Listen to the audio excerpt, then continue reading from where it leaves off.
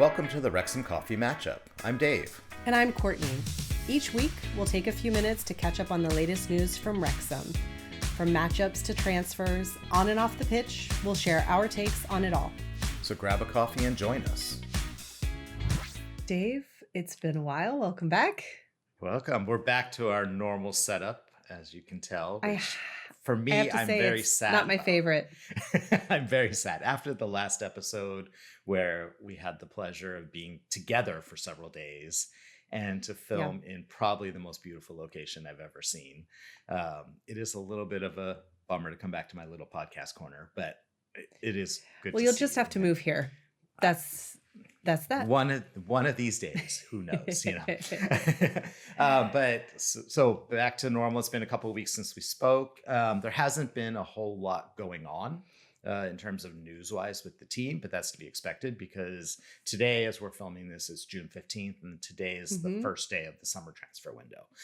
So we will start to hear rumblings. We heard rumors that we talked a little bit about some movements. But I think it's over the next few weeks that we'll start to see some activity. There was an interview with Parky that was put out this morning that said he expects a quiet start. Well, I was also wondering about that because you have all the World Cup matches, right? You've got some players that are involved, some players that aren't. But I was wondering if that would impact it as well, right? Maybe. Right. And last week he said he was watching the World Cup as a way to take a look at players he may not be familiar with or wanted to see more from. So that could lead to additional interest, but also just there's so much going on. And if we look at last year's transfer window, it had a strange transfer window last year, but by the time we moved to Australia and New Zealand, we had only signed 2 signings. And that would have been like mid-July?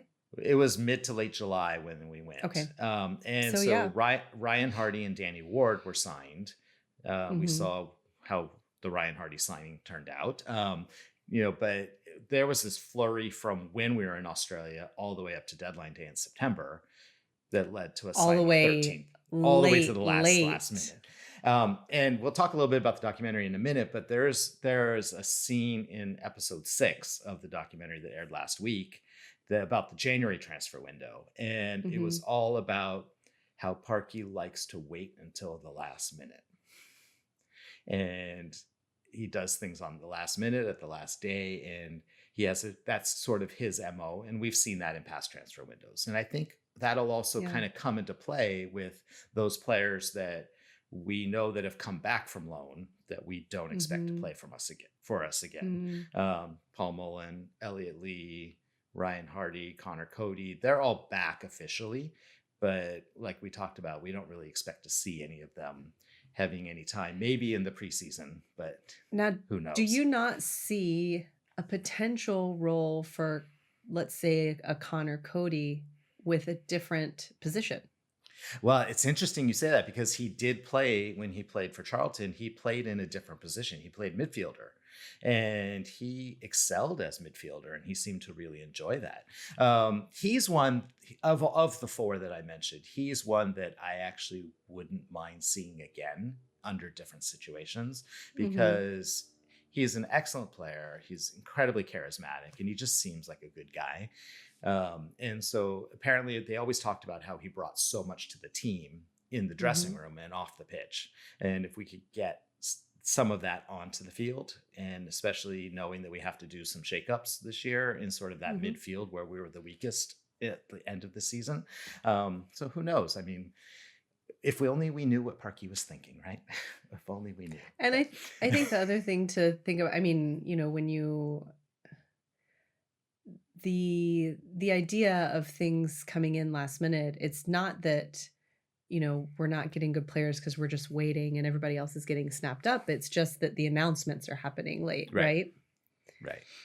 I mean, there's conversations I'm sure that have been going on for even before the transfer window. I imagine. And sometimes wasn't it Zach Viner was 2 or 3 transfer windows before they actually got him in. And I didn't know that story. I know it was definitely 2, but it might have been even 3 windows before they finally got him. And that's another player that like we saw some of in a role that was not his normal role. But I look forward also to seeing him in his natural position, or kind of see what we can get out of him this year. So.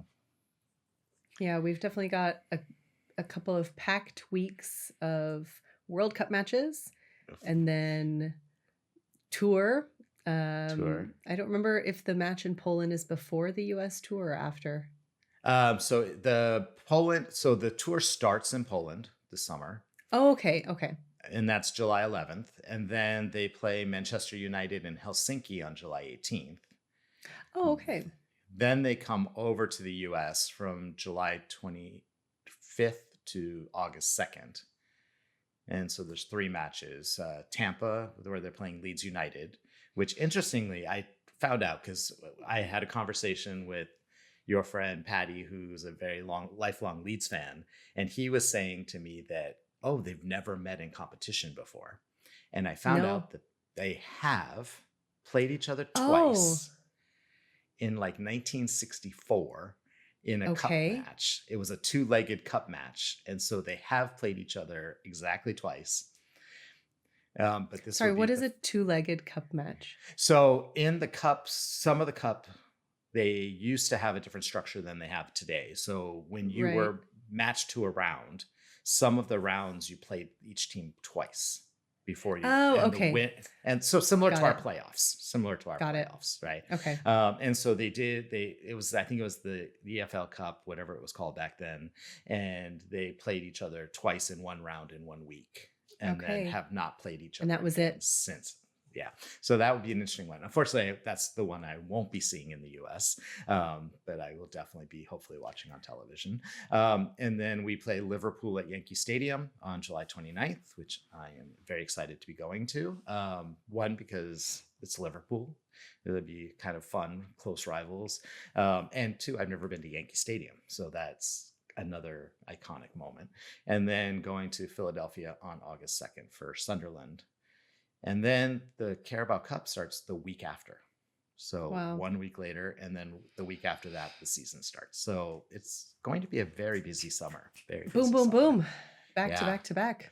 Very busy. Okay, I'm just going to ask you this, hoping that you know off the top of your head. So those, sorry, put you on the spot. But those first matches in Europe, those are being played before the World Cup concludes. Is that right? The 11th of July is before the end of the World I know Cup. that one is. And I believe the Manchester United one is before the final as well. Because I think the finals are like the 19th, maybe? 19th, I think, is the final match. And I did read that Manchester United is using that match in Helsinki to field their under 21 team. Okay. Or second string players. And so it's kind of like when we played them a few years back in the very first US tour. I think we played their under 19s. And still did not have a good result. So hopefully much better this time. We're a different team for sure. We're a different team at different levels. And I think even we'll be seeing, these matches in the US, we're not going to be seeing the team that we're going to see in the fall. We'll be seeing some variation. Part of this is trying people out, right? Maybe moving people in different roles, maybe seeing different groups together. And seeing who's moving on and who's, who won't be continuing with us. So it'll be a very interesting summer. And it's like, I know we're going to find a lot to talk about before we kick off the full regular season in August. So. Yeah, absolutely. Yeah. Which is just 2 short months away. It goes by really quick. It feels long when we don't have any matches for a week or two. And then all of a sudden we blink and then it's like, oh, it's back to that time again. And like you mentioned, we'll be getting our full schedule release next week. So we'll be finding out all of our matches. End of next week, right? Yeah, the 25th of June. And then the planning begins. Then the planning begins because we have schemed up some things while we were together, and so we will figure those out, and we'll tell everyone as we get those planned. Speaking of scheming and being in Wrexham, and the Welcome to Wrexham documentary, there was a momentous occasion for us in the latest episode as well. I believe one we've been waiting for 3 years now. And it wasn't even, so we had I would call it a briefest of brief cameos in the Ipswich match recap, where we were very clearly only, I think we noticed it because we knew exactly where we We were were sitting dressed well as well. and Everyone else was in black and we were wearing bright red. bright red. But you could see, and hey, there we are. There we are. And I've showed it to other people and they recognized us as well, that knew us. That was very exciting. One, because it was probably, we talked about this, that was one of the most exciting matches of the year. Yeah. I had forgotten how dramatic the first half was of that match. And that was the half where Wrexham was playing towards us, right? And so that's when the goals were kind of coming in our direction and we could see them. But then I think there was a point where I think I turned to you at like 47th minute. And I said, "Oh man, this isn't going well, is it?" And you just said, "Shut up." And you were right. And we ended up with this amazing 5-3 victory. But it was funny. The thing I noticed is I caught us twice in the footage. And the second time you could see the setup to the goal. And I don't remember who was taking the shot, but they go to take the shot and both of us just started levitating off of our seats with our hands in front of us, ready to clap, in anticipation of clapping. And had they not made the goal, we probably just would have popped right back down again and gone about our business. But, or like, ah. Yes, but it was fun. I mean, we've been kind of waiting for that moment since our trip, and we didn't really expect the cameras caught us, but it was kind of fun that they did. I've been watching every episode this season just to try to catch our Wrexham friends who we met on the trip, and just to see, because they've been to almost every match at home this year, and just like, when do I get to see them like close up and cheering and shouting? And so I think that. just in the same way that we watch the documentary and we feel that we know a bit about the players, which like makes it a really wonderful experience to be in the town and to watch the matches beyond just the sport part, which is also really fantastic. But to feel that you have, I mean, I think that's what resonates with people. That's what makes people feel like you have some type of personal connection with the team, because you have these insights, because you feel these personal moments. And for us personally, now we know people that are in the town. And so that cool moment of, oh, hey, I know those people. I know that guy. Oh, we've had a beer together. Right. I think it's just something that's really cool. Well, when we went in February for breakfast, we went to the Ukrainian coffee house that was featured the previous season. Exactly. And we went specifically because we had seen it on the show, and ended up having this wonderful experience there. Great little breakfast, really good coffee. And I posted about it on Instagram afterwards, and then got into a conversation with the owner of the cafe about it. And she was just so appreciative that, we were promoting them. And I said, but you guys are doing wonderful things. Everyone should be promoting you. And it's just that feeling of community. And I look forward to the next time we go. Who else do we get to meet along the way? I mean, I would pay money today to meet Trina, the cleaning lady. Who would not? Who wouldn't? I wouldn't just buy her a beer. I would buy her a full-on the whole 3 bar meals, the whole bar for the day, or a full meal for her and all of her family members. I mean, she just here's what I would such an impact. Yeah. Here's what I would love: a tour of the town. With her. That would be. Imagine the stories that you would get as you walk around. Yes, because she had the one unquotable moment in her first episode, which then got quoted on social media anyways. Sure. And then she's actually back in episode 6, because there's this lovely montage of the farewells to those who have left in the middle of the season. And so there's sort of a little farewell to Elliot Lee. There's a really nice thing about James McLean. But Trina's favorite player was Jacob Mendy. And so there's these sweet scenes of her saying Ours goodbye too for to a Jacob. while. Yeah, and this sweet scenes of her just saying goodbye and how he's her favorite player and how she's going to miss him. It's just, I love that they take the time, not just introducing us to these new players, who we could talk Mm. about. But just like that they're giving everybody, even if it's not an extended farewell, they're just giving the characters of the show their due. A send off, yeah. And then you get to see sometimes people come back, which is even more exciting, because there's this whole thing profiling the Rob Ryan commentary for Sky that they did, and their guests in the commentary were like Ben Foster, Ben Tozer, Ollie Palmer, Stephen Fletcher, all these people that we love so much who still Yeah. promote the club.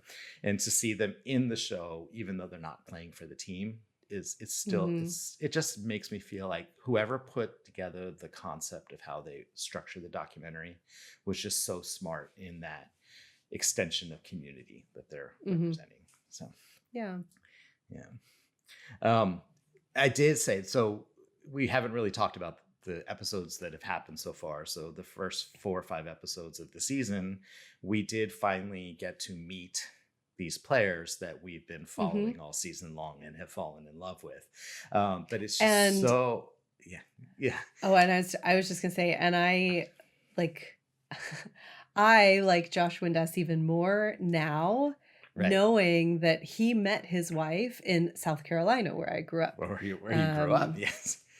And so and the fact that he did not speak to her the entire time he saw her, but then messaged her after he left to connect. look, That just that sometimes courage comes in different forms at different I know. times, and that's Yes. fine. Sometimes celebrations come in different forms Right. at different times. But to see him full on smiling on camera and telling jokes, to see Kiefer Moore sort of in his family environment and Yeah. what he's like. Nathan Broadhead had his really sweet story about growing Oh. up away from his parents. And then just Danny Ward, like hearing him tell his perspective of coming back to the team after so many years away, Mhm. then the Yeah. injury, and then even including his trip to McDonald's To after the day McDonald's, he yeah, was injured, with and the that just how sling. difficult it is for him as a player to Mm. have made it to this point and then no longer be part of the team, Yeah. while also at the same time showing Arthur's side of him being the primary goalkeeper, then dropping and having to step back up. Mhm. And I mean, Yeah. there's, it's, I think I think there's they're going also deeper. been They're going deeper with the yeah. players this time And around. I think there was also a nice perspective from Ollie Rathbone around injury and, Oh gosh, yes. feeling like you're a part of the team, wanting to feel like you're a part of the team, but feeling like you're a little bit apart, a little bit removed. Right. Yeah, I agree. I think the depth, not just of the players, but also of the other stories of Mhm. the other, people that they have brought in. Right. Oh, It's I mean, definitely a different feeling. even seeing Maxine, who we have known since the first season as the translator for the Welsh translator, Hmm. and to see Oh her story goodness. of what, And like, it was funny because when, they first brought her face on the screen, I thought, "Oh, I don't know who that is." And then they're like, "You've met her before." And I thought, "Oh man, my memory is terrible." And then I realized, but yeah, yeah, but the I think willingness of these her to open up in such a difficult situation and to share that, and but I to, think it's even beyond that, right? It's not just willing to open up for the documentary. It's this real friendship that she yeah, has formed with mhm, Rob's family, right? With his right, stepmom. Yeah. yeah, yeah. It's just, again, I mean, we could gloat for hours We about could. just how It's wonderful just it is, but yeah, yeah, it's just a really beautiful show. yeah, yeah. But I also feel that Documentary. because this season, I kind of mentioned this a couple weeks ago, because this season we followed the team in such a different way than we ever have in the past, because we've Mhm. been sort of structuring our discussions and filming them and putting out for everyone else to listen to. Rewatching the season and the way they structured it, and had that feeling of like, oh, we weren't the only ones feeling this at that moment, right? Like after the Chelsea match, and then you see sort of how we responded afterwards, and everyone on camera saying it just felt like we were deflated and we were out of gas and we needed to get the energy back. And I'm like, yes, we felt that way too.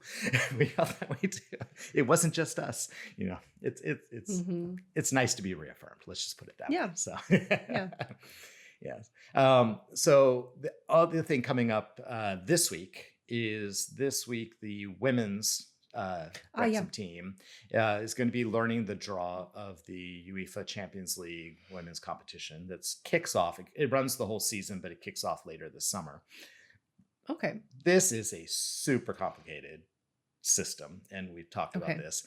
And I heard a podcast where they kind of went into more detail yesterday about this. There are pretty much 3 group qualifying rounds prior to when we would actually enter into the formal competition, right? The Okay. league competition. And that's more structured, like the cup matches and things like that. But the reason why there's so many rounds at the beginning is because the Wrexham women don't have any history of victories under their belt, right? So they've won the one Adrian Premier League. If they keep winning that every year, they get points Mhm. towards the UEFA system. And so they're currently an unranked team. And so they have to play in these competitions to earn a spot in the competition. Kind Um, of like how the cups work, where you can right. enter in at later At different levels stages. based on your Yeah. sort of league standing. And so Yeah. as they structure the program and as they do better over the years, and if they do well in this year's tournament, then they get points that will count towards next year if they qualify. And so it's just a lot of process. And it makes sense because you're talking Mhm. about hundreds and hundreds of teams that are competing from all across Europe. And there's Mhm. like 40 some odd teams in this first group stage that will be playing each other. And they could be traveling to Poland, they could be traveling to Azerbaijan, they could be traveling anywhere for these things. So they're announcing the first 2 rounds of matchups this week at the end of the week. Okay. And so we can kind of see sort of what the status is of this. And then those competitions start in late July and early August. So Okay. later in the summer, sort of around the same time that the summer tour is going on is when the women will be Mhm. playing in these competitions and hopefully doing well. But even if they have a rough draw and they have a rough time of it, the fact that they made it to this is amazing. It's huge. Yeah. And it just means great things for the program going forward. So Absolutely. yeah.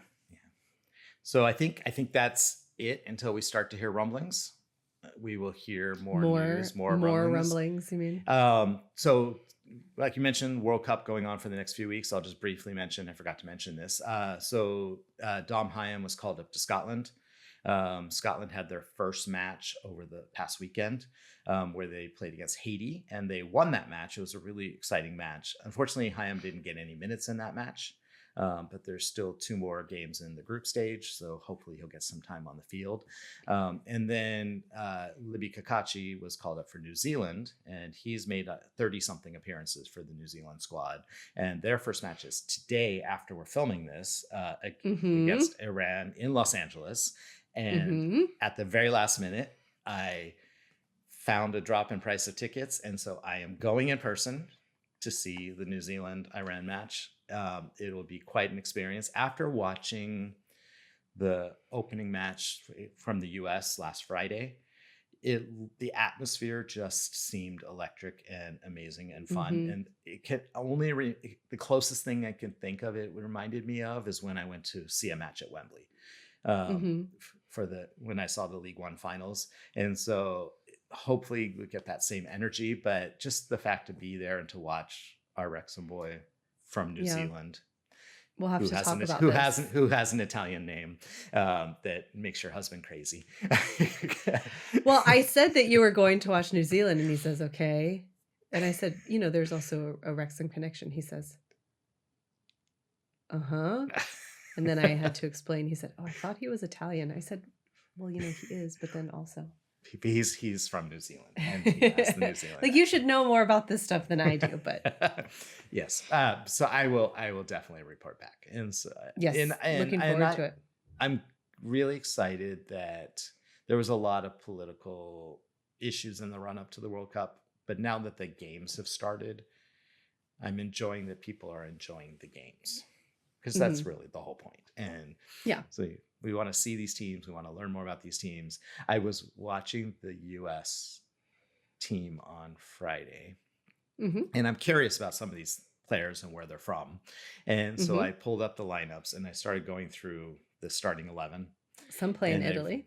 I I quickly think 2. realized that only 2 of the 11 play for US teams.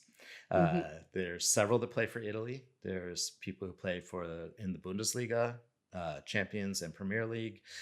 So definitely the top talent is migrating over. And so we can see why Parkey has got his eyes on the World Cup, all the teams, because you could Absolutely. just find some amazing players and Mhm. bring them over to Wrexham so Who maybe wanna move to Wrexham. and so that we can meet them on the next time we go there, right? Exactly. Well, that's all we have time for. Thanks for joining us this week. Please like, comment, and subscribe.